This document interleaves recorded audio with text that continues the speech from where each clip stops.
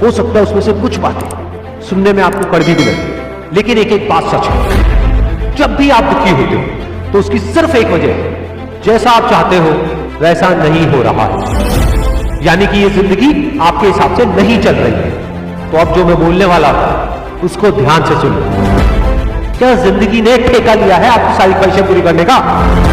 क्या जिंदगी ने आपके साथ कोई एग्रीमेंट साइन किया था कि वो सिर्फ और सिर्फ आपके हिसाब से ही चलेगी? अरे मेरे भाई, चाहते आपकी है, ख्वाहिशें आपकी है, तो अगर उसको पूरा करना है तो उसकी जिम्मेदारी भी आपकी है। अरे जिंदगी को कोई फर्क नहीं पड़ता है कि आप चाहे जियो या मरो, लेकिन अगर आप जीना चाहते हो तो अपनी जिंदगी को दोष देना बंद करो और खुद को इस लायक बनाओ कि जो भी आप चाहते हो वो खुद चल करके आपके पास में है। अपने दिमाग को सॉल्यूशंस पे फोकस करो, प्रॉब्लम्स पे नहीं।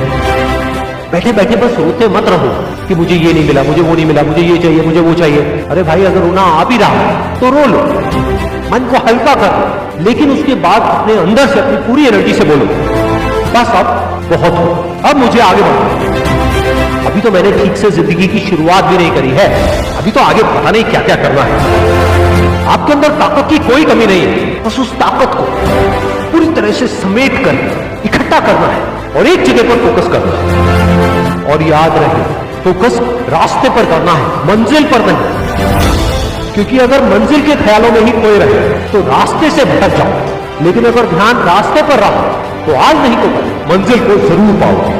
रास्ते में एक नहीं, हजारों मुश्किलें आएंगी, लेकिन चाहे कुछ भी हो जाए, किसी भी हालत में रुकना नहीं है, बस चलते रहना। अगर कभी थक जाओ तो कुछ देर आराम कर लेना, लेकिन किसी भी हालत में रुकना नहीं है, बस चलते रहना। कभी गुजरा हुआ कल तो कभी आने वाला पल आपको रोकने की पूरी कोशिश करेगा, कभी रुलाए तो कभी डराए, लेकिन आपको रुकना नहीं, बस चलते रहना। अगर आप खाली हाथ आते हैं और खाली हाथ चले जाते हैं तो आपका पुरुष योनि में जन्म लेने का कोई अर्थ ही नहीं बना। आगे बढ़ने के लिए तकलीफ का होना जरूरी है, क्योंकि छांव आते ही इंसान के कदम रुक जाते हैं और धूप में कभी कदम नहीं रुकते हैं। जरूरी नहीं कि हर चीज आपको किताबें और यूनिवर्सिटी में ही पढ़ाया जाएगा। बहुत सी चीजें हैं जो आपकी खाली पेट और खाली जेब सिखाएगी, जो आपको कोई टीचर नहीं सिखाएगा। कहते हैं जरा सी छेद क्या हो गई मेरे जेब में, सिक्कों से ज्यादा तो मेरे रिश्तेदार गिर गए। लाइफ में सबका स्ट्रगल होता है, हम लोग के भी लाइफ में बहुत बहुत तकलीफें आई थी। जिंदगी में इतने तकलीफ देखे कि अब अगर तकलीफ नहीं होता है तो तकलीफ होता है। जिंदगी में उस मुकाम पर लाकर छोड़ा है जहां पसंद तो बहुत कुछ है लेकिन चाहिए कुछ भी नहीं। लोग कहते हैं कि खाली हाथ आए थे खाली हाथ जाओगे, गलत बोलते हैं।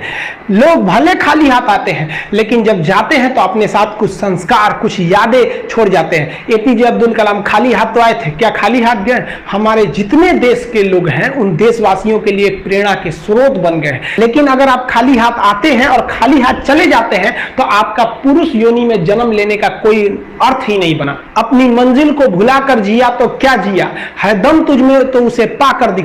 लिख दे खून से अपनी कामयाबी की कहानी और बोल उस किस्मत को कि है दम तो मिटा के दिखा।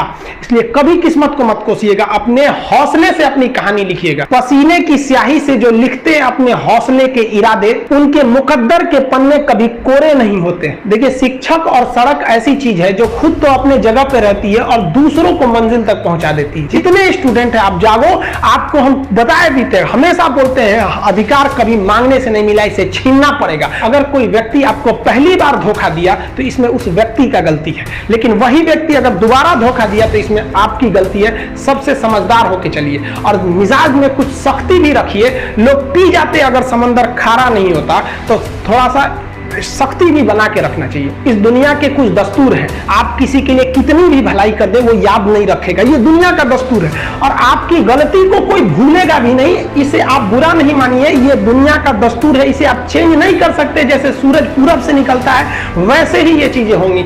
लेकिन हम आपसे कहते हैं, आप दुनिया में आज कई लोग होते हैं दूसरे को लगते हैं सिखाने, आप क्यों दूसरे को बार बार ज्ञान देने लगते हैं? आप अपने आप को क्यों ज्ञानी समझने लगते हैं? दूसरे को सुधारने की कोशिश मत कीजिए, बल्कि खुद सुधरिए। आपके सुधरने से हो सके कि पृथ्वी से एक बुरा इंसान सुधर जाए।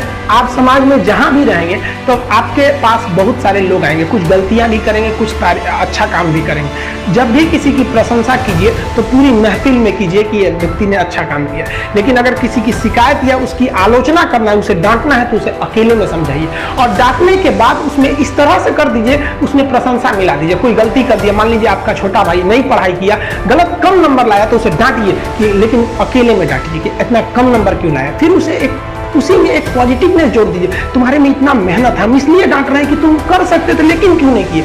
मतलब आप केवल इसे निगेटिव मत बोलते रहिए। और किसी भी रिश्ते को अगर बिगाड़ना है ना, चाहे कितना भी गहरा रिश्ता क्यों ना हो, उसकी कमियों को डेली कोचते रहिए। तुम ये किया, तुम ये किया, तुम ये किया, यार दुनिया का कोई रिश्ता चौपट हो जाएगा। गलतियां सबसे हो जाती हैं, लेकिन दोबारा गलती नहीं होना चाहिए। जब भी किसी की आलोचना करिए तो उसमें एक छोटी सी प्रशंसा जोड़कर ही उस आलोचना को खत्म कीजिए कि शुरुआत तो डांटने से किए थे, बाद में उसका हौसला बढ़ा के हंसी मजाक में उसे निकाल दीजिए, बीच बीच में उसे फिर एहसास दिलाइए, लेकिन बार बार कमियों को नहीं गिनाना।